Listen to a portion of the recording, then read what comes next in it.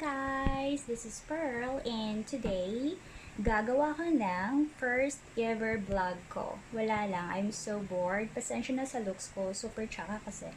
Taong bahay ko ngayon, no makeup, no everything. Gagawa ko ngayon ng DIY banner, anniversary banner. Kasi tomorrow is anniversary namin ng jowa ko. Actually, hindi niya alam na may pa-surprise ako sa kanya. Yun. Sobrang sweet, pero walang forever, guys. Joke. So, today, ipapakita ko sa inyo. Actually, ito yung template na pinili ko. Floral siya. Flower. Actually, nakagawa na ako. Ipapakita ko lang sa inyo yung paano ko siya ginawa. Tapos, yung mga materials na ginamit ko. So, see you sa next video. Stay tuned. Guys, welcome back to my YouTube channel, Charot. Anyways, ipapakita ko sa inyo ngayon kung ano yung materials na ginamit ko first. Of course, here, bond paper, white bond paper, obviously siya na white, okay? Next is cartolina, blue, or yeah, you can choose anything you like. Sa akin kasi ang dami ng cartolina dito, so wala lang. Flip ko lang. Blue. Para sobrang dumikit yung pagmamahal. And, ribbonet. You can choose any color. Ako yung trip ko is yellow na gold. Yun. At puncher. Tapos, gunting. Scissors. Okay? Scissor. And, of course, laptop. Gagamitin ko para sa template ko. And guys, after ng laptop, meron din akong printer. I will show you here. So, kompleto yan, all of the above. And then, after nyong, yeah, ma-prepare lahat ng materials. So, you can go to Google, you can search your template here. Yung pinili ko is yung floral siya. It looks simple pero bongga siya. After that, ikakopy nyo lang, tapos after nun, ipipaste nyo dito sa MS Word. Yeah, copy and paste lang. And then, after that, you can type here the word and then you can choose any font that you like. Yeah. Bunggahan nyo po, guys. Ikaw na mag-edit. Bahala na kayo. It's very simple. Actually, waste of time siya pero worth it naman. And it's must try. I-try nyo lang po. Guys, hello! So, after nyong ma-prepare lahat ng materials, tapos yung templates nyo, yung pag-i-edit ng templates nyo, so proceed na tayo sa printing. Here, let's choose the first page. Print natin. Here. Printing. See? So, wait tayo ng printer natin na maate. Yeah, sobrang tagal niya, guys. Okay, gumagana na siya. There, hintayin nyo lang. This is the first page. Actually, 11 pages siya. So, unahin mo na yung first page. Tapos, tingnan nyo kung okay ba siya. See? Yan ang kadali. Tapos, nito, kompleto na tayo sa lahat ng materials. Try na natin gumawa. Okay guys, so start na tayo. First, itatap mo yung printed letters na here. Okay. Cut mo muna, tapos siguraduhin nyo hindi nyo makakat yung letters. Sa gilid lang. Dun sa outline lang. See, yung black. Yan yung guide nyo. Ginawan ko siya ng border para mas maganda siya tingnan. Okay. Then after that, syempre, clean and green tayo. May plastic tray dito para sa mga ex natin, mga basura. Char. And then after that, may glue ako dito. All you have to do is lagyan nyo sa likod.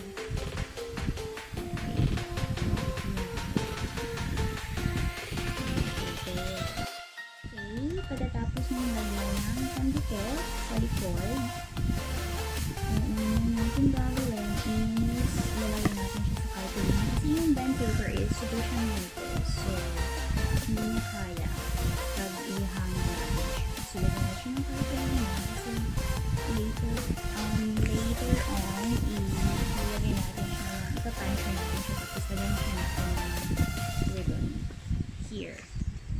idodoble mo.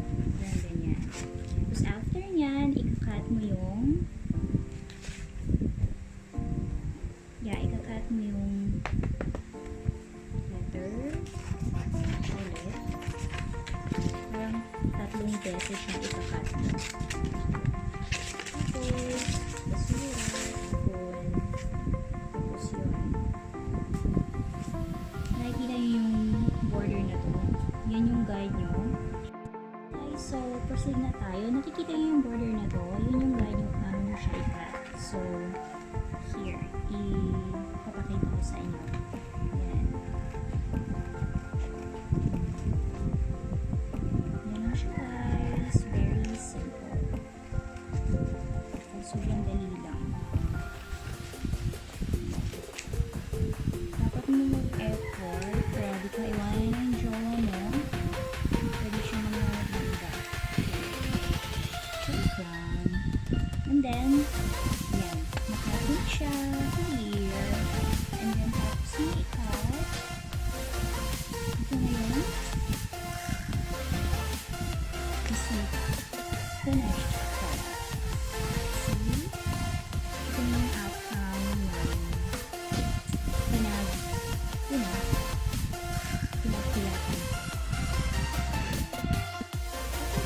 After na lahat, tapos na po. Thank you po sa panunood. Joke. Hindi po po guys. And after that, may pantry tayo dito. Nilagyan natin siya ng butas. Dito. Tapos, sa magkabilang dulo. Ito na siya. And after that, prepare na natin yung ribbon natin. Yung ginawa ko guys is, hinati ko siya sa dalawa. Para marami akong magamit. There. Ikakat lang. See, kita nyo? Kung hindi nyo nakakita, problema nyo na yun. Isu-zoom nyo lang yung video. Ikakat nyo siya sa dalawa para magamit nyo pa yung iba kung ano yung gusto nyo design. Here. Okay, so sobrang dami kong ribbon dito. Okay guys, after ng lahat, tapos na po. Thank you po sa panunood. Joke. Dito po guys. And after that, may puncher tayo dito. Ilagay natin siya ng butas. Dito. Tapos, sa magkabilang dulo. Ito na siya. And after that, prepare natin yung ribbon natin. Yung ginawa ko guys is, hinati ko siya sa dalawa. Para marami akong magamit. Here. Ikakat lang. See, kita nyo? Hindi nyo nakakita. Problema nyo na yun. Isu-zoom nyo lang yung video. Yan. Ikakat nyo siya sa dalawa para magamit mo pa yung iba kung ano yung gusto mong design. Here. Okay. So, sobrang dami kong ribbon dito. And then, after sa lahat, preparation, mag-search ka ng templates mo, and then, printing, encoding, printing, and everything. So, punta na tayo sa banner natin. Okay, prepare natin yung ribbon natin here. Tapos, pasok natin ito. Yeah, ipapasok natin ito. Sa may butas yung pinunch natin. Okay. Tapos, gawa na tayo.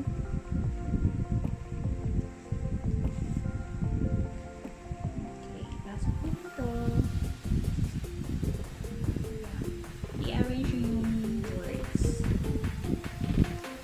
Nasa akin is happy anniversary. So, gagawa ko ng happy anniversary. Guys,